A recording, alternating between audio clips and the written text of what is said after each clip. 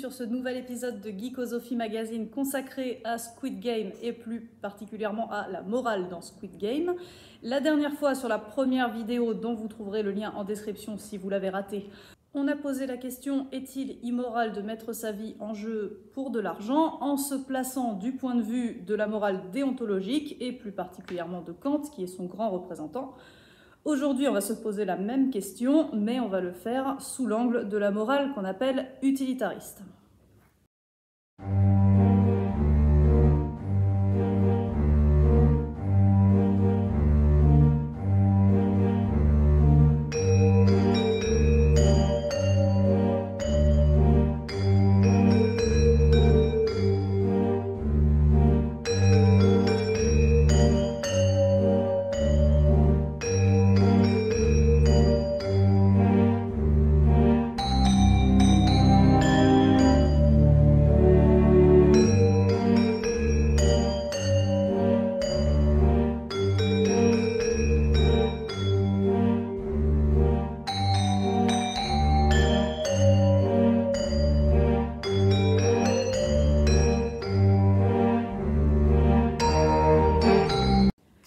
C'est parti pour présenter l'utilitarisme qui a été fondé par Jeremy Bentham. C'est pour ça que j'ai pris cet auteur en exemple. Donc l'utilitarisme, c'est une théorie morale qui ne va pas considérer l'action en elle-même, mais les conséquences de l'action. Vous entendrez peut-être le mot de conséquentialisme qui existe. En fait, l'utilitarisme est une sous-catégorie du conséquentialisme. Le conséquentialisme, en général, c'est la théorie qui dit qu'il faut regarder les conséquences de l'action et l'utilitarisme va dire précisément ce qu'il faut regarder, c'est le bonheur qui est créé ou supprimé ou inversement le malheur qui est produit ou supprimé par notre action. Du coup, contrairement à la déontologie qu'on a vue la dernière fois, pour l'utilitarisme, une même action, selon le contexte, peut être morale ou immorale. On ne peut donc pas isoler une action qui serait toujours immorale, pas même une action qui serait toujours morale. Il peut bien arriver que dans un contexte précis, et peut-être extrêmement rare, mais ça peut arriver, qu'une action qui ait l'air intuitivement morale ou immorale puisse en fait avoir une valeur morale ou non. Par exemple, donc pour reprendre les exemples qu'on a pris la dernière fois avec Kant, le fait de mentir selon les situations peut très bien avoir une valeur morale. Après tout, si votre mensonge permet de sauver des millions de vies, du coup les conséquences seront infiniment meilleures, enfin 1 million de fois meilleures si vous mentez que si vous ne mentez pas. Donc pour l'utilitariste, le mensonge dans ce contexte sera moral. Pareil, même le fait de tuer, qui peut avoir l'air d'être une action toujours immorale, selon le contexte, peut bien avoir de très bonnes conséquences. Si c'est une personne horrible, si on prend le cas de la peine de mort, des utilitaristes pourraient être en faveur de la peine de mort, au sens où, certes, tuer en soi, ça cause de la souffrance, mais tuer une personne qui pourrait produire énormément de souffrance par la suite peut avoir donc un intérêt moral. Donc, pour donner des définitions précises, pour l'utilitariste, une action sera morale si elle augmente la somme globale de bonheur dans le monde ou si elle diminue la somme globale de souffrance dans le monde. Inversement, une action sera immorale si elle augmente la somme de malheur dans le monde ou si elle diminue la somme de bonheur dans le monde. Donc il s'agit d'un calcul, ça suppose bien de faire un calcul des plaisirs et des peines que vont causer chaque action. Et le résultat de ce calcul, donc si le résultat est positif ou négatif, indiquera si l'action est morale ou immorale. Autrement dit, l'utilitarisme, c'est une théorie qui est très intuitive. Globalement, on considère qu'une bonne action, c'est une action qui fait plaisir à quelqu'un. C'est quelque chose de très intuitif et on est tous au moins un peu utilitaristes.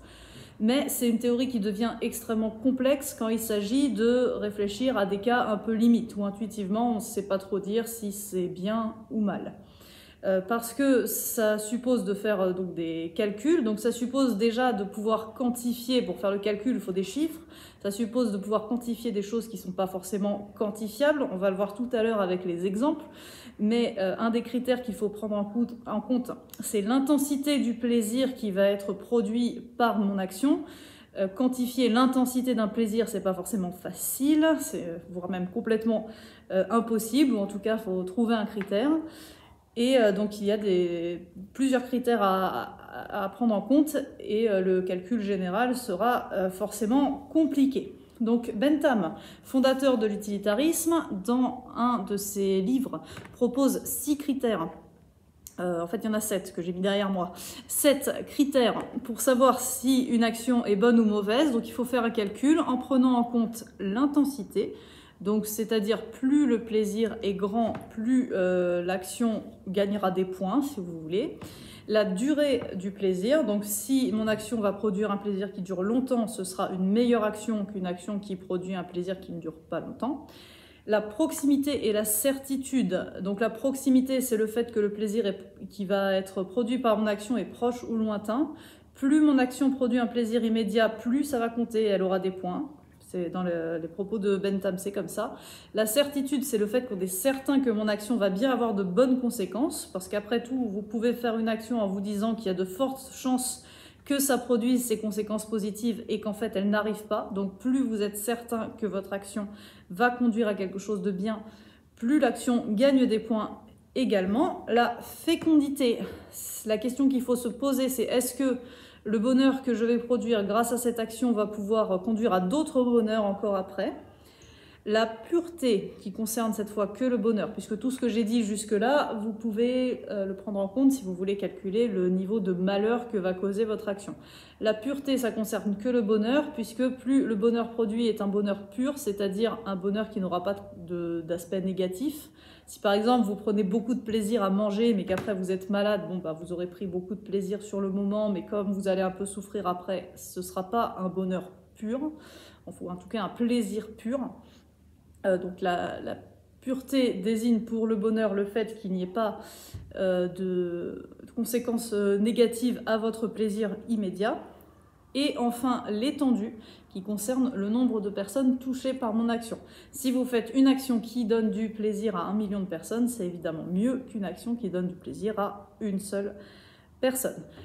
Alors, pour illustrer ça, j'ai pris au tableau derrière moi donc 2 actions qui sont, en fait, il y a une action qui est clairement immorale, c'était pour montrer le fonctionnement, donc j'ai pas pris un cas de dilemme évidemment. Donc une action clairement immorale, imaginons que vous tuez un père de famille de classe moyenne qui est apprécié par ses voisins, sa famille, par ses amis. Et d'un autre côté, imaginez que, je vous décale un petit peu, que vous adoptez donc un chaton abandonné. Donc dans le premier cas, le meurtre d'un père de famille de classe moyenne est apprécié. Donc concernant l'intensité et la durée, je n'ai mis qu'un seul moins parce que quand vous tuez quelqu'un, bon, à moins qu'il soit à l'agonie très longtemps, l'intensité de la douleur n'est pas très haute si vous le tuez très vite et qu'il ne souffre pas. Donc ce qui suppose que si vous le tuez lentement, c'est pire. Donc vous voyez que l'utilitariste met quand même une différence entre le fait de tuer quelqu'un très vite et le fait de le tuer lentement, ce qui n'est pas le cas chez Kant par exemple. Dans tous les cas, c'est immoral et c'est également immoral. Donc si vous le tuez rapidement, l'intensité de la souffrance ne sera pas très haute, la durée non plus puisqu'il sera tué rapidement. La proximité et la certitude, bon, bah, si vous le tuez tout de suite, forcément c'est certain que vous le tuez, donc bon là j'ai mis 2 points, mais j'ai mis les mêmes de l'autre côté pour que ça s'annule, hein. C'est à peu près équivalent, que ce soit dans un cas ou dans l'autre. La fécondité, donc là, est-ce que ça va produire d'autres malheurs? Alors j'ai mis 3 moins parce que très probablement, si c'est un père de famille que vous le tuez, donc déjà il va y avoir la souffrance immédiate de la famille, que j'ai compté dans étendue, puisque intensité et durée, ça ne concernait que la personne qui souffre directement. Donc la souffrance de la famille, que j'ai largement compté dans étendue, puisque j'ai bien précisé qu'il était apprécié par beaucoup de monde, peut très bien créer d'autres malheurs, hein, par rapport à la famille qui n'a plus le père, qui peut perdre des revenus, donc être dans la misère plus tard. Enfin bon, on peut imaginer facilement que ce premier malheur risque de mener à d'autres. C'est pour ça que j'ai mis 3 points dans la fécondité. Et donc l'étendue, évidemment, si vous tuez quelqu'un qui est apprécié, votre action va avoir une étendue énorme puisque toute la famille, plus les amis, etc. sont touchés par cette action. Donc c'est là qu'il y a le plus de points. Alors bon, j'ai décidé les points comme ça, c'est ce que je disais tout à l'heure. L'utilitarisme, c'est pas une doctrine facile parce que après tout, vous pourriez décréter que on a quand même très mal quand on meurt, donc ça vaut quand même au moins 2 points par rapport à l'intensité, que l'étendue, il faudrait compter beaucoup plus. Mais bon, c'est la difficulté de l'utilitarisme. Donc j'ai compté les points comme ça, on arrive à un total de -18 et l'action est donc évidemment immorale. Maintenant, si on prend le fait d'adopter un chaton abandonné, donc niveau intensité, s'il est abandonné et qu'il souffre, déjà en l'adoptant, vous allez supprimer sa souffrance actuelle, ce qui est déjà un point en plus, puisque dans la définition de l'action morale, le fait de supprimer de la souffrance, ça fait partie de ce qui est moral, en plus de rajouter du bonheur. Donc non seulement vous allez supprimer sa souffrance actuelle, mais en plus vous allez peut-être lui donner du plaisir ensuite à ce chaton. Donc l'intensité de l'action est assez forte. La durée, évidemment, si vous le gardez pendant des années, il sera heureux plusieurs années. Donc ça vaut aussi beaucoup de points. Proximité, certitude, donc comme j'ai dit tout à l'heure, c'est là la question se pose pas trop. Alors à la limite dans la certitude, j'ai mis un point en moins par rapport à l'autre côté. Et en fait non, j'ai oublié de le faire. Mais on va dire que, allez, je supprime un point de certitude parce que après tout, ce chaton abandonné, il aurait pu mourir vite. Imaginons qu'il soit en mauvaise santé, qu'il soit malade et qu'il souffre toute sa vie. Donc peut-être qu'en fait vous n'allez pas lui apporter tant de plaisir que ça. Donc j'ai enlevé un point de certitude. Après tout, il y a ce risque. Par contre, la proximité, c'est sûr que s'il était abandonné, il va immédiatement être plus heureux. Après, bon, pareil, sur la durée, on ne sait jamais ce qui peut se passer. La fécondité, donc ce bonheur immédiat, le fait d'être sorti de la rue et d'être soigné, sera évidemment suivi d'autres sources de plaisir. La pureté, bon, a priori, j'ai mis des points, il n'y a pas de raison que ça cause des souffrances supplémentaires, sauf si, en fait, il était malade et qu'il va souffrir toute sa vie, mais j'ai déjà compté ça dans la certitude. Et enfin, l'étendue, j'ai mis quand même un point, parce que même si lui, il prend du plaisir, très probablement, vous allez avoir beaucoup de plaisir à avoir adopté un chaton. Donc, comme ça va vous donner du plaisir à vous, on peut compter un point d'étendue. Donc, on arrive à un total de 16 points pour le cas de l'adoption de ce chaton, et c'est évidemment une action morale. J'ai donc, sans transition aucune, changé mon tableau pour essayer d'adapter cette doctrine utilitariste au Squid Game pour voir si à la fin la somme des peines et des plaisirs est positive ou négative et déterminer si le Squid Game est immoral ou non. Donc on va reprendre point par point pour l'intensité du plaisir. Donc évidemment le gagnant qui va gagner des milliards de won est très heureux sur le moment, donc il a un grand plaisir. Et pour les perdants, c'est pareil que pour celui qu'on tue. On sait dans la série, cette fois, pas de débat, ils sont tués très vite, donc ils souffrent peu. Du coup, on peut dire que le perdant n'a pas énormément de souffrance qui est causée directement. Alors, je sais qu'il y a la famille, les amis et tout, mais ça viendra plus tard, donc dans étendu. Ensuite, pour la durée, alors vu la somme que gagne le gagnant, on peut dire qu'il a assez d'argent pour vivre confortablement tout le reste de sa vie. Du coup, la durée va être très longue, c'est pour ça que j'ai mis beaucoup de points. Du point de vue des perdants, comme ils sont morts, pareil que tout à l'heure avec le père de famille, s'ils sont morts, la durée de la souffrance n'est pas très longue. Pareil pour tout ce qui est famille, ça ira plus tard, donc dans étendu. Alors pour la proximité et la certitude, j'ai mis le même nombre de points pour que ça s'annule parce que c'est équivalent. Le gagnant est certain d'avoir l'argent puisque dès la fin du jeu, les perdants sont certains d'être morts. Pour la proximité, pareil, c'est au même moment que les perdants sont tués que les gagnants récupèrent l'argent, en tout cas que le dernier perdant est tué et que le gagnant récupère l'argent. Donc c'est équivalent. Ça aurait été différent si, imaginons que dans le Squid Game, on décide qu'en fait le gagnant n'aurait l'argent que 10 ans plus tard. Donc là, il y aurait eu un décalage. On aurait pu se demander, est-ce que ça vaut vraiment le coup de le faire, sachant que je vais être dans la misère encore 10 ans, ou je vais peut-être mourir entre-temps. Donc on peut imaginer une situation où la proximité et la certitude n'est pas équivalente pour les gagnants et les perdants. Mais là, c'est pas le cas. Les deux sont parfaitement équivalents. Donc ensuite, au niveau de la fécondité, est-ce que le bonheur produit va produire encore d'autres bonheurs ou inversement, les souffrances produites vont produire d'autres souffrances? Alors vous serez peut-être étonné de ce que j'ai mis dans le tableau puisque j'ai mis 3+ du côté du gagnant, ce qui n'est pas étonnant puisque très probablement avec tout cet argent qu'il va gagner, on peut imaginer que cet argent pourra produire autre chose, donc que ça va s'étendre, qu'il va produire de nouveaux bonheurs, notamment pour sa famille. Par contre, c'est peut-être un peu étonnant, mais j'ai mis un plus du côté des perdants. Mais en tenant compte du fait de l'état de misère dans lequel étaient ces perdants. D'un point de vue utilitariste, alors certes, ça peut sembler un petit peu choquant, mais c'est la logique utilitariste. Le fait de rester vivant aurait prolongé la souffrance très longtemps. alors que là, en les tuant, on va supprimer une souffrance qui aurait duré des années. Vous avez 400, bon un peu moins parce qu'il y en a qui arrêtent le jeu au bout d'un moment, mais vous avez plus de 400 personnes qui auraient causé de la souffrance globale dans le monde, puisque eux-mêmes souffrent, qui brusquement ne sont plus là pour souffrir.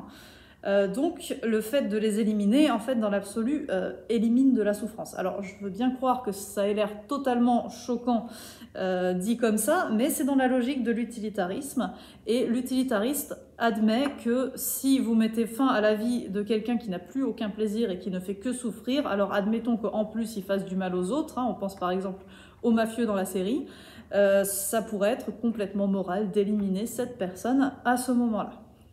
Ensuite, concernant la pureté, j'ai enlevé un point, donc c'est le dernier du tableau. J'ai enlevé un point au gagnant, considérant d'une part le choc psychologique. Alors je rappelle que la pureté, ça veut dire que le bonheur ne doit pas être entaché de souffrance. On peut imaginer que le gagnant a déjà un choc psychologique par rapport à ce qu'il a vécu pendant ces jeux. C'est le cas d'ailleurs du gagnant de la série. Et deuxièmement, il y a le sentiment de culpabilité en plus qui peut apparaître, et c'est aussi le cas du gagnant de la série. C'est pour ça que j'ai enlevé un point au gagnant de ce côté-là. Et enfin pour l'étendue, donc les personnes touchées par l'événement. Alors j'ai mis les mêmes nombres de points de chaque côté, parce que pour le gagnant, évidemment, il va en faire profiter toute sa famille, ses amis. Il faut aussi que je rajoute les VIP qui prennent du plaisir à regarder les jeux, parce que c'est pareil, ça peut sembler totalement choquant, mais d'un point de vue utilitariste, si il y avait 1 million de personnes qui prenaient un énorme plaisir à la souffrance d'un seul, il faudrait considérer que c'est une action morale, puisque la somme globale des plaisirs et des peines est donc positive. D'ailleurs, à ce sujet, je vous conseille de lire l'excellente nouvelle d'Ursula Le Guin, Ceux qui partent d'Homélas, et qui reprend justement ce scénario. En tant que critique de l'utilitarisme, évidemment, mais comme je l'ai dit en introduction la dernière fois, toutes les théories morales ont leurs règles et leurs cas limites qu'il faut interroger. Mais dans ce cas-là, si on fait un calcul strict de l'utilitarisme, dans ce cas-là, le Squid Game apporte aussi du plaisir aux VIP qui regardent les jeux et qui en sont contents, donc il faut le prendre en compte dans le calcul des plaisirs et des peines. Et du côté du perdant, alors certes la famille sera triste parce qu'ils sont morts, mais quand on regarde dans le détail, il y en a beaucoup dans les joueurs qui n'ont tout simplement plus de famille, donc personne qui en souffrira. D'ailleurs, c'est ce qui, pour certains, en ajoute à leur misère, ils sont seuls. Et donc, du coup, j'ai mis quand même 3 points parce que je reconnais qu'il va y avoir de la famille qui souffre, mais il faut aussi prendre en compte la petite intrigue secondaire de l'organisateur du jeu qui revend les organes des morts, étant donné que ces organes qui sont revendus, les organes des perdants, vont donc permettre à certaines personnes malades de bénéficier d'un organe viable et qui va donc rajouter du bonheur. Donc je n'ai pas été très loin dans les moins sur l'étendue, considérant déjà qu'il y a peut-être peu de personnes qui vont souffrir malheureusement de la mort de ces candidats parce qu'ils ont peu de famille, et qu'il y en a même qui vont en profiter, puisque tous ceux qui vont récupérer les organes, ce sera bien pour eux. Évidemment, ma répartition peut être critiquée, je l'ai dit au début, c'est la difficulté de l'utilitarisme. Il faut réussir à quantifier des choses qui ne le sont pas forcément. Il faut aussi avoir évidemment beaucoup d'informations. Là, par exemple, pour que je puisse vraiment calculer l'étendue, il faudrait que je sache évidemment combien de personnes sont dans les entourages des morts pour savoir exactement combien vont souffrir. Il faut que je sache les organes à combien de personnes ils ont été donnés, est-ce que c'était pas trop cher, etc. Désolée, c'était la sonnerie puisque je suis au lycée. Donc, je disais que mes points que j'ai distribués peuvent très bien être critiqués, mais ça fait partie de la difficulté de l'utilitarisme. Il y a beaucoup d'éléments à prendre en compte. C'est compliqué, mais il n'empêche que selon cette répartition, qui est certes critiquable, mais qui n'est pas, je pense, absurde, vous en arrivez à la conclusion, donc je l'ai écrit, que on a donc 16 points positifs du côté du gagnant. Je ne l'ai pas écrit, mais on a donc un total de -8 du côté des perdants. Donc le total des deux est de +8. Le score est positif. Le Squid Game est donc, je ne vais pas dire qu'il est moral, mais du moins il n'est pas immoral pour l'utilitarisme.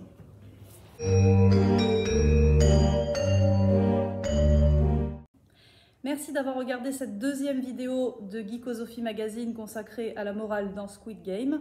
La prochaine fois, on verra notre dernière théorie morale, c'est-à-dire l'utilitarisme, et on verra si globalement le Squid Game est plutôt moral et immoral en faisant le total des trois. Je vous souhaite à tous une très bonne journée et à bientôt sur Geekosophie Magazine.